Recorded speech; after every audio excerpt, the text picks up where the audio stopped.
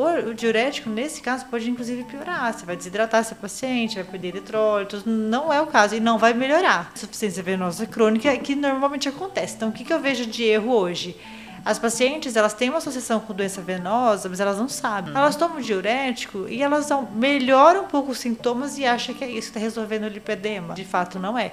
Mas explica você melhor. É que diurético, ele deve ser usado para casos onde a gente tem uma hipervolemia, um excesso de líquido dentro do vaso, né? Então, por isso que, vamos supor, na insuficiência cardíaca, se usa o diurético.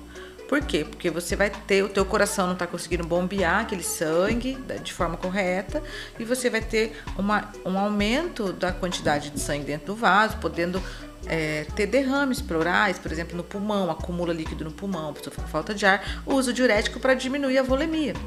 No caso do lipedema, apesar de alguns estudos falarem que não tem líquido fora do vaso, a gente sabe que tem já estudos que mostraram, inclusive, que tem líquido sim, e que tem sódio junto com esse líquido, e que o sódio e a água andam juntos. Não tem líquido visível a ultrassom. Visível a ultrassom, mas a gente tem um acúmulo de líquido sim na biópsia, exato. Uhum. E o diurético, ele não puxa esse líquido para dentro do vaso, entendeu? O que pode puxar esse líquido para dentro do vaso?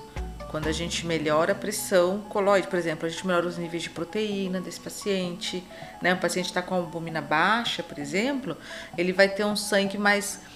Eu vou falar numa linguagem bem simples, para as pessoas entenderem. Um sangue mais ralo. Para eu entender. Um sangue mais ralo. Por isso que o paciente que tem cirrose, ele não produz muitas proteínas no fígado, então acaba tendo pouca albumina, que é a principal proteína que promove essa pressão osmótica dentro do vaso.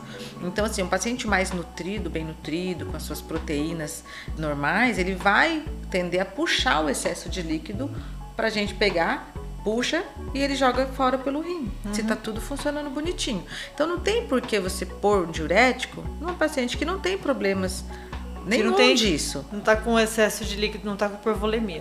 Exato. E por que a gente pode usa, acontecer com ela? Ela pode, inclusive, ter hipotensão, ela pode ficar desidratada, pode aumentar a quantidade de sódio, a natremia, porque se você jogar água... Que é uma coisa que ela já tem de sobra. Que ela já tem de sobra e que não é legal para ela, porque ela pode acumular sódio nas pernas. Ela pode piorar a dor? Pode piorar a dor, porque você diminui a volemia, porque você jogou água a mais pelo rim, e aí você vai piorar a hipóxia, porque vai chegar menos sangue lá. Na região da gordura. E a gente sabe que a hipóxia é um dos principais fatores de dor nessas pacientes, né?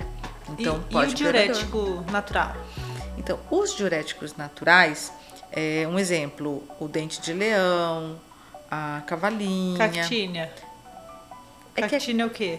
A cactínia, todos esses, eles são fitoesteroides, por exemplo. Então, eles têm uma ação, a principal ação dele é anti-inflamatória. Entendeu? Então, ele diminui a inflamação e por isso ele tem a sensação de edema, a inflamação. E por diminuir essa inflamação, ele diminui também o extravasamento de líquido. Então... E esses fitoterápicos que você estava falando também, mesma coisa. Exato. Esses fitoterápicos todos a maioria são fitosteróis e que tem essa ação anti-inflamatória. E aí ele acaba não deixando acumular o líquido. E esses são indicados, sim, eles né? são indicados.